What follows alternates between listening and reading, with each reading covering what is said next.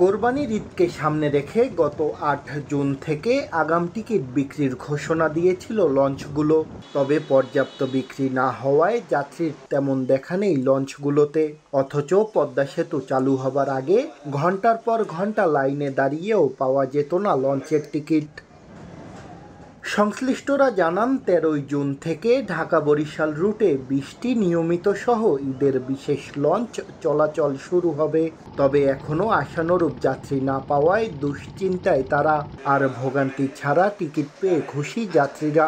লঞ্চে আসা মাত্রই যে পেয়ে গেছি, এটা আমার কাছে খুবই ভালো লাগছে। কোনো ধরনের ভোগান্তি নেই, আর তাদের বিহেভিয়ারও ভালো, আমার খুব ভালো লাগছে। ঢাকা বরিশালে এবছরের 14 থেকে 16টার মতো লঞ্চ আপ ডাউন করবে। যাত্রীরাই মূলত আমাদের ভরসা। আর এই ডেক যাত্রীর প্যাসেঞ্জার কম হয় আমাদের আসলে তেলের টাকা উঠানোর কষ্ট। তার উপরে আবার তেলের মূল্য বৃদ্ধি হওয়ায় আমাদের এখন এই ব্যবসাটা পরিচালনা করাই কঠিন অবস্থায় দাঁড়াইছে। চলছে প্রেডিকশন গেম নগদ অ্যাপে। প্রেডিকশন করে জিতুন জিক্সার বাইক, টিভি, স্মার্টফোন সহ আরো অনেক পুরস্কার। তবে ভিন্ন চিত্র সড়কপথে। কোরবানির ঈদ সামনে রেখে ঢাকা থেকে বরিশাল আসার অগ্রিম টিকিট বিক্রি শেষ করে এরই মধ্যে শুরু হয়েছে যাত্রী পরিবহন। এমনকি ফিরতি টিকিটও প্রায় শেষের পথে। গত ৮ তারিখ থেকে আমাদের যে ঈদের শিডিউলের টিকিট মোটামুটি ভালোই সারা পাচ্ছি, ওরা বেচা কিনা শেষ। ভালো যাত্রী আছে এবং টিকিট বেচতে আমরা অনেকটাই হিমশিম খাচ্ছি। ঢাকা থেকে তো উপচে পড়া ভিড়, সেক্ষেত্রে বরিশালের অগ্রিম টিকিট এখনই বিক্রি হয়ে যাচ্ছে। অনলাইনে সেল হচ্ছে, আমরা কাউন্টার থেকে সেল করছি। সরকার নির্ধারিত যে রেট, ওই রেটই আমরা নিচ্ছি।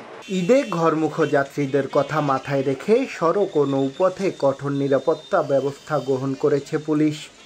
নতুল্লাবাদ, ধ্রুপদী বাস স্ট্যান্ড, লঞ্চঘাট, এখানে আমরা আলাদা কন্ট্রোল রুম স্থাপন করেছি আমরা ঈদের যাত্রী এবং জনগণের নিরাপত্তা নিশ্চিত করার জন্য। সরকারি ছুটির তালিকা অনুযায়ী কোরবানি ঈদে ছুটি শুরু হবে ১৬ জুন থেকে, যা চলবে ১৮ জুন পর্যন্ত। এর আগে ১৪ ও ১৫ জুন শুক্র ও শনিবার সাপ্তাহিক ছুটি। সে হিসেবে মোট ৫ দিনের লম্বা ছুটি উপভোগ করতে পারবেন ঘরমুখ মানুষ।